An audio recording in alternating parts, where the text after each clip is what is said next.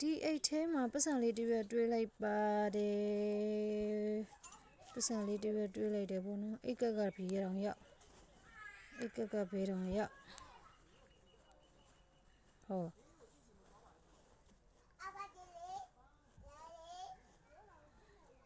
ဒီထဲမှာ